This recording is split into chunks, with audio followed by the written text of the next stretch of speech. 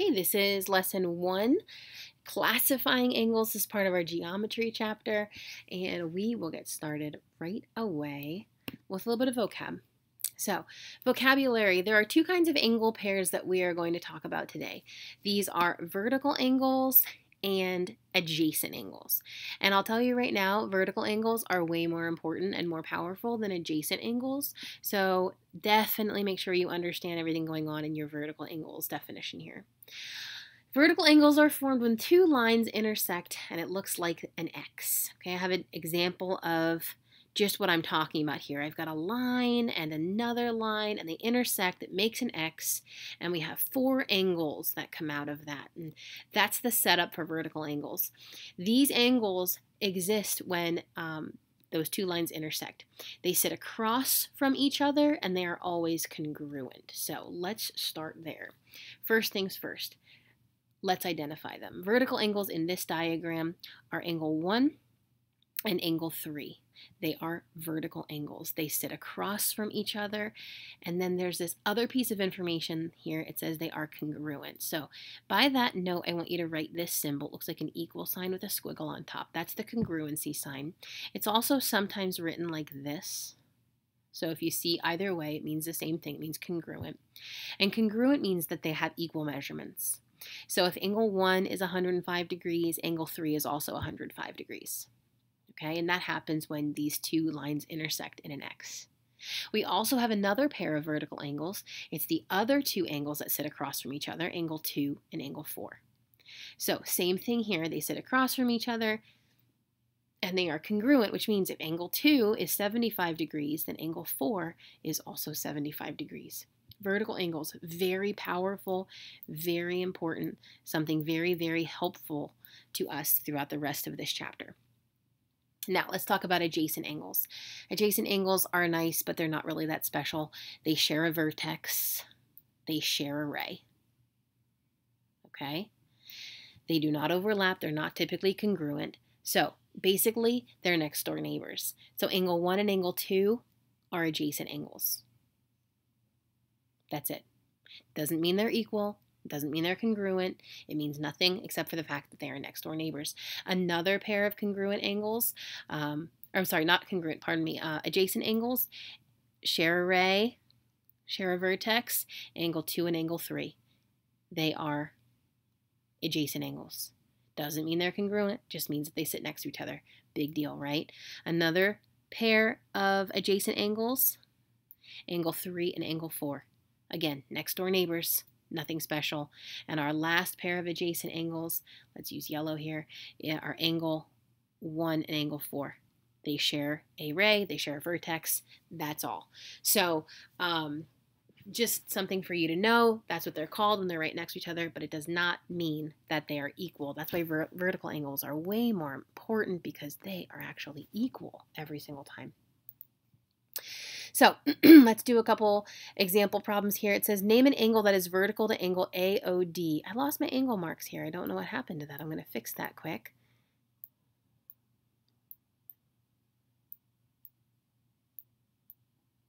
There we go. Sorry about that. All right, so name an angle that is vertical to angle AOD. So here's what I do. When the question asks that, I find angle AOD and I trace it. Okay. And then I take my first ray and I continue it. And I take my second ray and I continue it as well. And now I have my X. So that's how I do these problems. I encourage you to do the same, because this extra ray right here, ray OE, that's there to throw you off. Okay, so right now I want you to ignore ray OE for this particular problem. I have my angle AOD. I highlighted the angle and then I traced it back so that I could continue those rays into the lines, finding my X, and now I can talk about vertical angles. So angle AOD, here it is. The angle that is vertical to it sits across from it, so that's angle COB. There it is. It's nice and shaded. So the vertical angle to angle AOD is angle COB. I did a little shading here to help you out and see that. Hopefully that helps you. It helps me. All right, let's look at another one. Name an angle adjacent to angle AOE. Remember, adjacent's not super powerful. We don't really care about it, but we do need to know what it is. So I'd like to trace the angle, and that's going to help me find an adjacent angle. Remember, an adjacent angle shares a ray. So I'm going to turn one of my rays red, and that ray is going to be my shared ray right now. So I've got angle AOE, and this is the ray that it's going to share with another angle. So I'm just going to trace right here. And I can see that angle AOE and angle EOC share a ray, share a vertex. That means they are vertical angles. So angle EOC is a perfectly great answer for an adjacent angle to angle AOE. I could have done a different one. Let's talk about this ray right here, angle ray OA. So that could be my other shared ray, and I could have selected this ray as well. So another adjacent angle could have been angle AOD. That's adjacent to angle EOA. They share a vertex, share a ray. All right, let's keep going. Question number 3. If the measure of angle AOD is 65, okay, well, let's trace some things here. Angle AOD. If the measure of angle AOD is 65 degrees, what is the measure of angle COB? Okay, well, they are, look at my X that got formed there, they are vertical angles. So angle COB also has to be 65 degrees. By the way, that little M in front of the angle mark in your notes, that just means the measure of.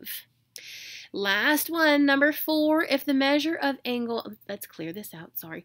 If the measure of angle AOE is 40 degrees, so let's get that angle here. By the way, notice how helpful it is to keep kind of writing on your diagram. Super helpful.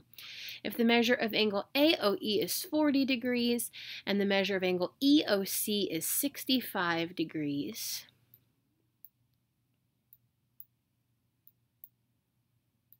then what is the measure of angle DOB? Aha. So if I shade these here a little bit, you can see that these two angles together are vertical to angle DOB. So the two blue shaded angles are vertical angles. So the difference is for angle AOC, they're not telling us the measurement of that angle. Instead, they're telling us the measure of two angles that sit inside it. So angle AOE is 40, angle EOC is 65. If I add them together, I get 105 degrees. And since angle DOB is vertical to that big angle AOC, that means that angle DOB is also 105 degrees. Okay, so we just used a little bit of angle addition, and we use vertical angles to get that answer. Last one here, find the value of x in the diagram. So you might see questions like this as well. These just kind of tie in chapter 6 with chapter 7 where we solve some equations. So these are vertical angles because we have our x, they sit across from each other, so they are equal. So that means we've got this 2x minus 5, and it's equal to 105 degrees. So we're going to write an equation, and if we want to know the value of x, then we can solve it. I'm going to drop my train tracks into place. Here's my variable side and my constant side. Which term doesn't belong on the variable side? It's the minus 5, so we add 5 to get rid of it. Add 5 to the constant side to keep everything balanced. We get 2x equals 110. And now we can solve. Divide both sides by 2. And we get x equals 55 degrees. Okay, so that is how we would solve that. Vertical angles are equal, so we would just set those two values equal to each other and simplify, separate, solve. All right, guys, go ahead and review this. Ask any questions that you have tomorrow in class. Make sure you are writing down some vocab on some flashcards for this chapter because there's a lot of vocab that's going to happen, and you want to be able to study those words very easily.